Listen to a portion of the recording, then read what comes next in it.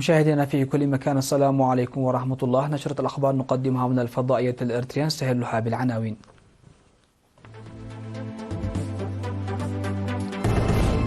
إعلان نتائج امتحانات الشهادة المتوسطة.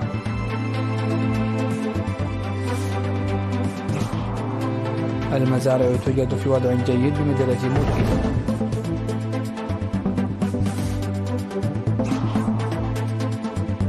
سد أيترا في مدينة جولوج يساهم في حل إشكالية المياه.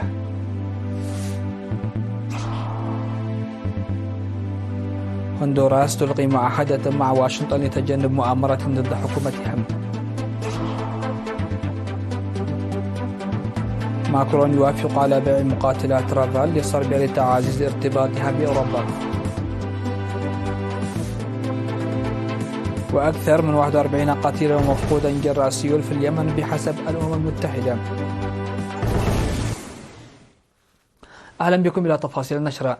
أعلن مسؤول وحدة الامتحانات الوطنية في وزارة التعليم السيد هبتي أسفه نجاح 50% من 65,591 طالب جلسوا لامتحانات الشهادة المتوسطة في العام الدراسي 2023-2024. وذكر أيضا نجاح 19 من أصل 22 طالبا من الصم شاركوا في الامتحان الوطني.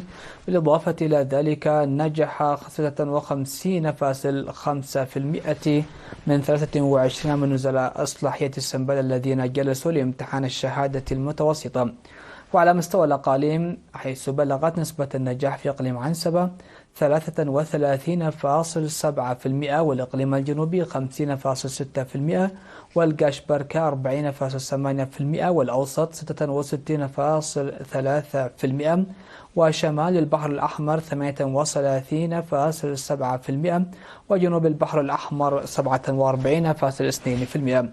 وبلغت نسبة النجاح في أعضاء قوات الدفاع 53.5%، و83.9% في المدارس العالمية للجاليات الإريترية بالرياض وجدة، و100% في مدرسة الجاليات الإريترية بولاية كسلا السودانية.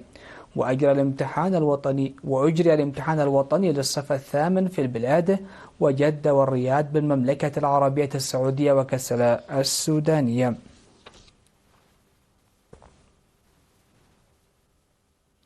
أفاد مكتب الزراعة في مديرية ملقي بأن المزارع توجد في وضع جيد نتيجة غزارة الأمطار.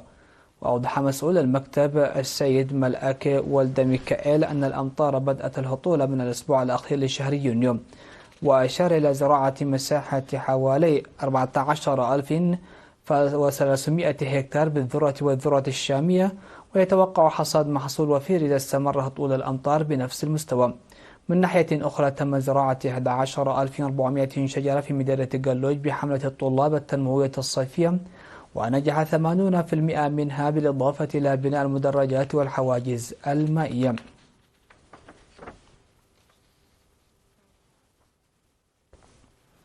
يساهم سد أيترا في مديرية جلوج الذي شيد بتعاون الشعب وقوات الدفاع في حل مشكلة مياه الشرب والسقي.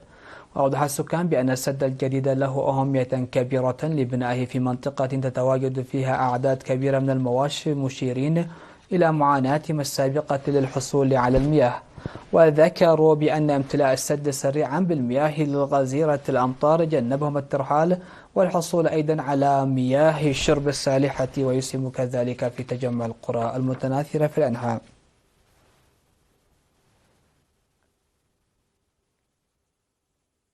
أقيمت سيمينارات توعوية حول العادات الضارة نظرا إلى القوانين المدنية والجنائية الإريترية في مديرية أسماط وحلحل في 23 و24 من أغسطس الجاري، بحضور مدراء الضواحي وأعضاء لجان مكافحة العادات الضارة وممثلو الاتحاد الوطني للمرأة الإريترية، وكذا ممثلو التعليم والصحة والرعاية الاجتماعية. قدم مسؤول مكتب وزارة العمل والرعاية الاجتماعية في إقليم عنسبة السيد تخل سيزر أي توضيح عن حقوق الأطفال وزواج القاصرات وختان الإناث، مؤكدا أن ضمان مراعاة هذه الحقوق يتمثل في فهم وتقبل الحقوق والوعي في منع القيام بالعادات الضارة.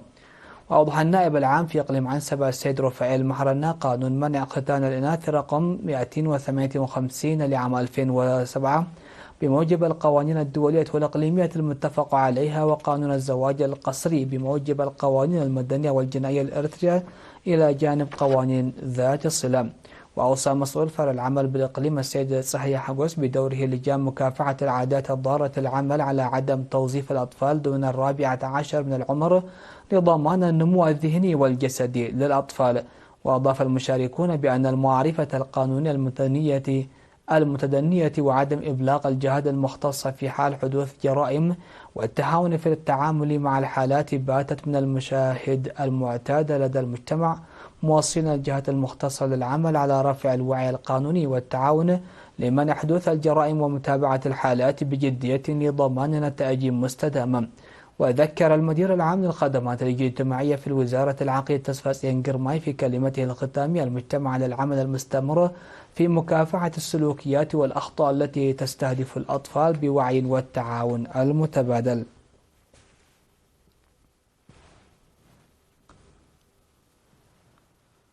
خرج الاتحاد الوطني للمرأة الإريترية اليوم 30 من أغسطس 61 امرأة دربهن الاتحاد لفترات تتراوح ما بين 4 و6 أشهر في مجالات الأزياء والتجميل. اكتسبت 31 ربة منزل من المتدربات المقيمات في الإقليم الأوسط التدريب في الأزياء لمدة 6 أشهر، و30 عضوا في الفرقة العسكرية 84 التابعة لقوات الدفاع بفنون التجميل والعلاج الطبيعي لمدة 4 أشهر. وأشارت مسؤولة قسم الخدمات الاجتماعية والاقتصادية في المكتب المركزي للاتحاد السيدة سنايت محاري إلى أن تنظيم هذه الدورة هو مواصلة للدورات التي تقدم بالتعاون ما بين اتحاد المرأة والاتحاد الوطني لشباب وطلبة إريتريا والكونفدرالية الوطنية للعمال لتأهيل الشباب والشابات مهنيا. وأضافت أن الاتحاد وضع خطة لتدريب 800 امرأة لهذا العام، وقد تم تدريب 120 منهن بالتقنيات الرقمية و60 بعلوم السكرتارية و30 بالتجميل والعلاج الطبيعي و31 بالأزياء، بالإضافة إلى 530 بتحضير الأغذية المكملة للأطفال ليصل العدد إلى 771 امرأة تأهلت بمهن مختلفة. وأوصت المتدربات للتوسيع والاستمرار في تنظيم الدورات التأهيلية. وأكدت رئيسة الاتحاد السيدة تخات ساميكائيل في كلمتها الختامية دعم الاتحاد في تشجيع ومساعدة المتدربات، موصية إياهن للعمل بالتعاون الجماعي المتبادل لبدء أنشطتهن الاقتصادية والاجتهاد الشخصي لرفع الكفاءة.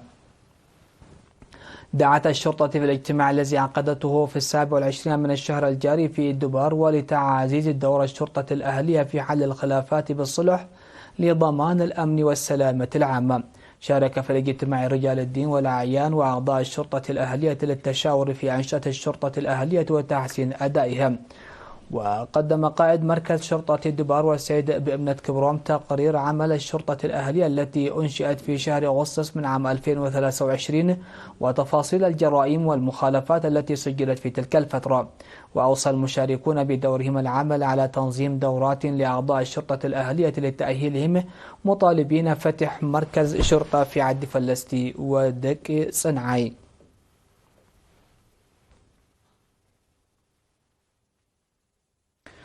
مشاهدينا فاصل ثم نعود لمتابعة الأنباء على الصعيد العالمي، فابقوا معنا.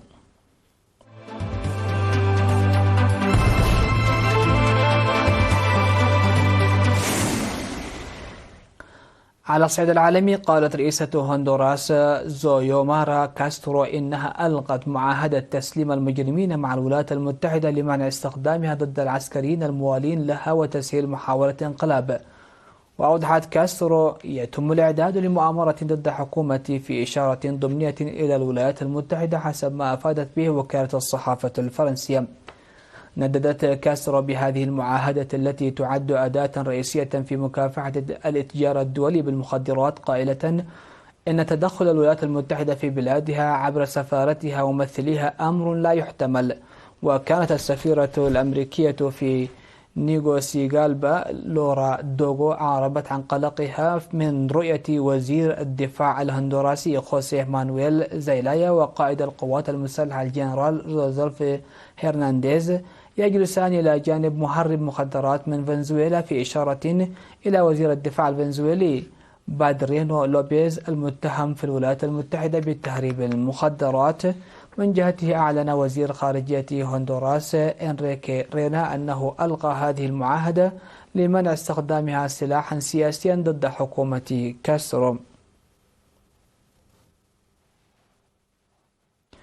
وافقت فرنسا على بيع طائرات مقاتلة لصربيا في صفقة بقيمة 2.7 مليار يورو أي 3 مليارات دولار في الوقت الذي تسعى فيه الدولة الواقعة في البلقان إلى تعزيز علاقاتها مع دول الاتحاد الأوروبي الكبرى. وأعلن الرئيس الفرنسي إيمانويل ماكرون ونظيره الصربي ألكسندر فوتشيتش في بلغراد عن الصفقة الخاصة بشراء 12 طائرة رافال من إنتاج شركة داسو أفيشن وفقا لما ذكرته وكالة بلومبرغ للأنباء.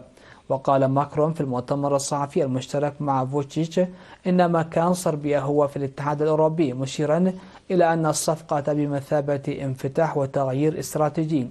ووقع الجانبان أيضا على عشرات الاتفاقيات المتعلقة بمشاريع البنية التحتية واستكشاف وتوريد المعادن المهمة، بالإضافة إلى إمكانية تقييم تطوير برنامج الطاقة النووية في صربيا.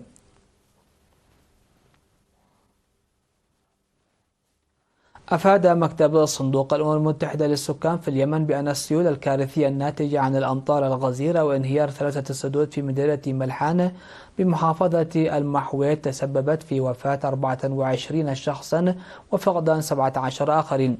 وأوضحت الأمم المتحدة أن السيول دمرت بالكامل 40 منزلا وألحقت أضرارا بنحو 230 منزلا آخر، مما أثر على 1020 عائلة. كما تسببت السيول في قطع الطرق التي تربط المناطق المتضررة ببقية أنحاء المديرية. وأكد الصندوق أن فرق الاستجابة الطارئة تبذل جهودا كبيرة للوصول إلى المناطق المتضررة وتقديم المساعدة اللازمة.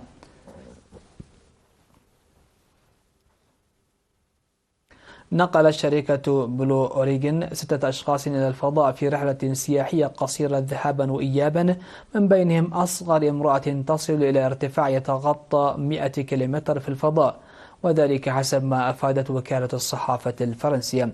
وهذه المهمة التي تحمل اسم NS-26 هي الرحلة الفضائية الثامنة المأهولة للشركة التي أسسها الملياردير جيف بيزوس، والتي تسعى إلى تعزيز مكانتها في مجال الرحلات شبه المدارية القصيرة. ويفترض أن توفر هذه التجربة فهما لطريقة استجابة جينات النبات للبيئة التي تنخفض فيها الجاذبية.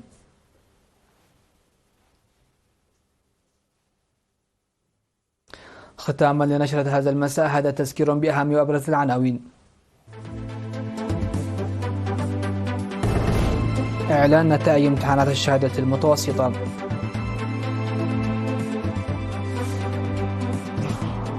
المزارع توجد في وضع جيد بمدينة ملقي.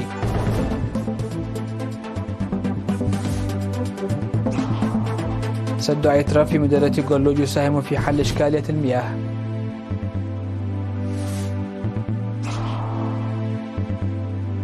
هندوراس تلقي معاهدة مع واشنطن لتجنب مؤامرة ضد حكومتها. ماكرون يوافق على بيع مقاتلات رافال لصربيا لتعزيز ارتباطها بأوروبا. وأكثر من 41 قتيلا ومفقودا جراء سيول في اليمن بحسب الأمم المتحدة. نهاية النشرة، شكرا لحسن الاستماع والمتابعة، والسلام عليكم ورحمة الله.